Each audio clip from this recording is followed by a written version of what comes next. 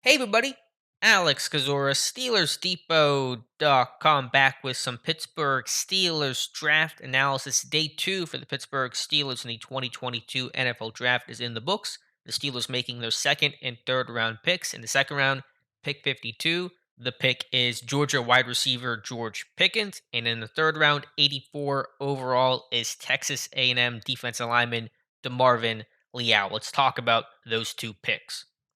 Big fan of Pickens in the second round. I think that is first round talent that fell into day two because of A, the depth of the receiver class, and B, and more importantly, the injury that he suffered. Tore his ACL in March of 2021.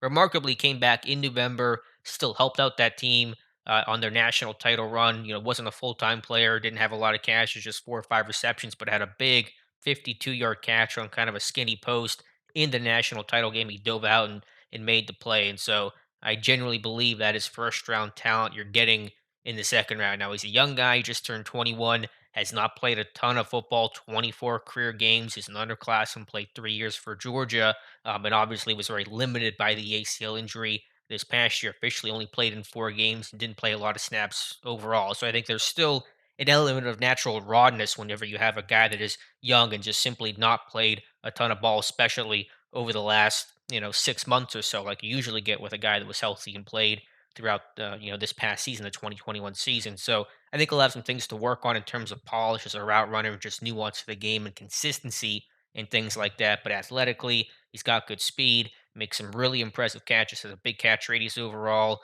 I think good hands. His drop rate, I believe, was 2.2%, so super low. Didn't have a lot of receptions. Again, a 90 reception guy in his career, but a really good athlete that more of an outside guy, kind of a leaner, longer frame, but probably can physically grow into it. I'm sure because he is still a young guy that has not been in that program for super long. I think just 3 years, like I said, for Georgia, and so that's an upside pick, an athletic pick.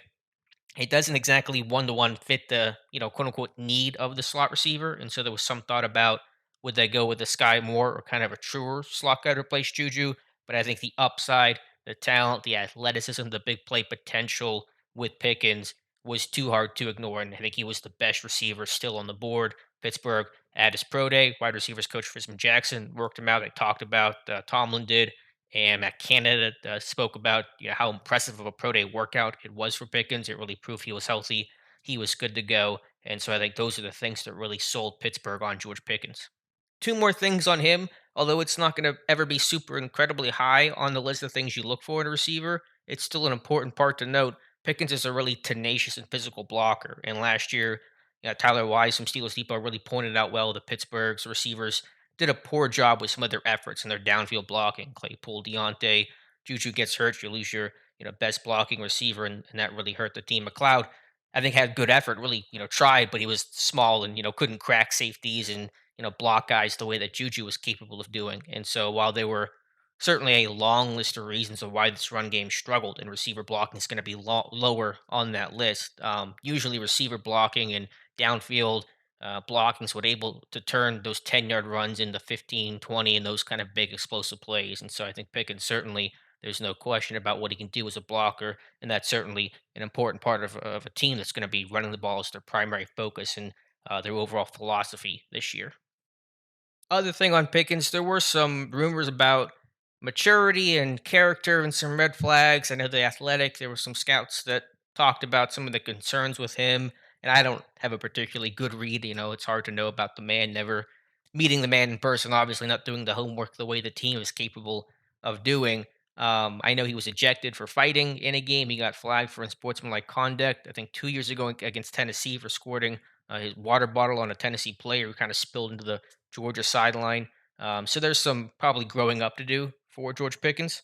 But as far as I can tell, no major serious character red flags on him. And generally speaking, Pittsburgh has not taken many risks on character in recent years. Now, again, receivers can be a little immature and there's a divaness to the position. Chase Claypool's is proof of that. And Juju, I don't think, was ever really a diva in that sense in terms of the headlines that Claypool generated. But, Juju certainly had a big personality.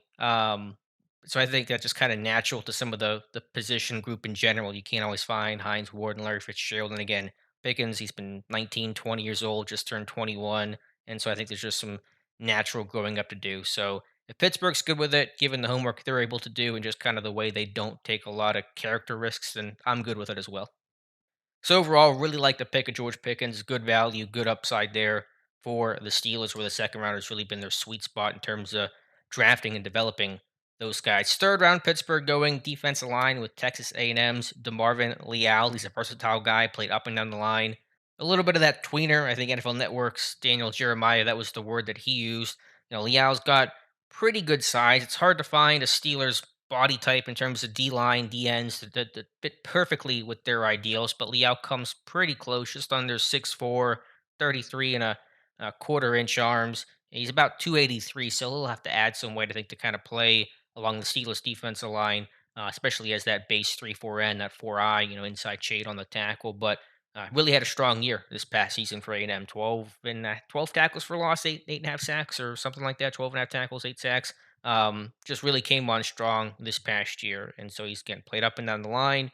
There's just kind of questions about some of the anchor against the run. I think he will have to fill out his frame. I know at A&M they kind of really ask those guys to play specific weights. I think Terrell Austin made a reference to that. That those guys in that program kind of had more rigid, like this is the weight you're going to play. The other A&M guy, Jaden Peavy, was playing like 330 this past year. He dropped down to 307, 308 through the pre-draft process, and he said he was only playing heavier because the school asked him to play much bigger. And so I think Leal can add to his frame a bit, similar to the way Isaiah Loudermilk did this past year. Loudermilk's a bigger guy overall, so it was probably easier for him to add some weight in the pre-draft process or after getting drafted the way more so than it would be for Leal. But I think generally speaking, you have a closer to prototypical base 3-4 end size. You can kick inside. You can play a lot of sub package, a lot of three tech work there, and try to get after the quarterback.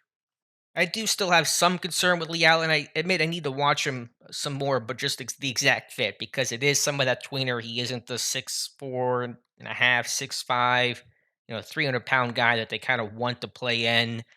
Is he more of an interior guy in Pittsburgh? Can he really play on those rundowns? That's going to be some concern there. And so it's probably the biggest concern there with Leal, but there's still some athleticism.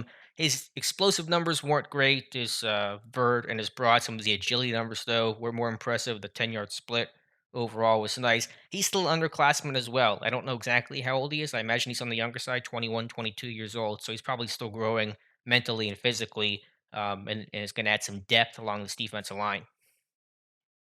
There is some question about how this D line is going to look. There's still obviously uncertainty with Stephon Tuitt and if he's going to return or not. If he does, then I don't know exactly how it fits because if you have Tuitt, all the other guys, that's kind of your six defensive lineman. But certainly, if Tuitt does not return and his situation's seemingly to us uncertain, and so Pittsburgh probably needing to protect themselves, and they saw the way their defensive line was just decimated by injuries and.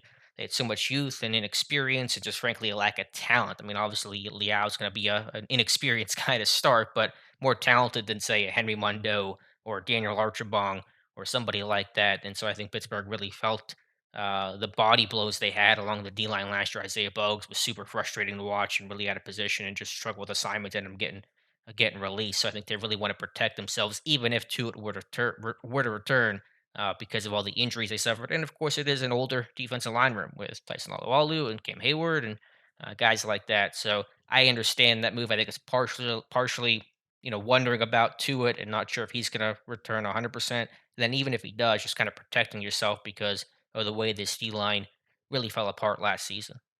So overall, happy with the Pickens pick. Leal probably a little less enthused about, but I will say this: Pittsburgh, they show their cards, they show their hand very well. They were at the Georgia Pro Day. Frisman Jackson worked out Pickens. Defensive line coach Carl Dunbar was at the A&M Pro Day.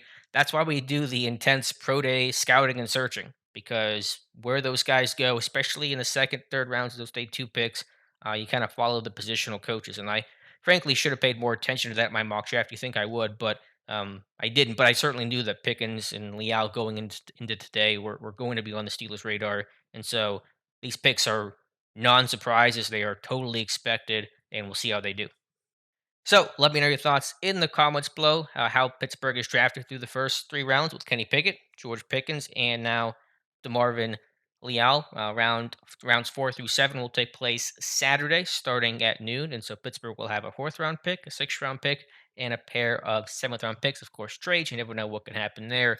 But if Pittsburgh stays put, that's what they're going to have. So let me know your thoughts on the guys taken on Friday and who you think the team could target, either player or position, on day three. Please like and subscribe if you have not done so already. Appreciate you guys listening, and we'll talk to you soon.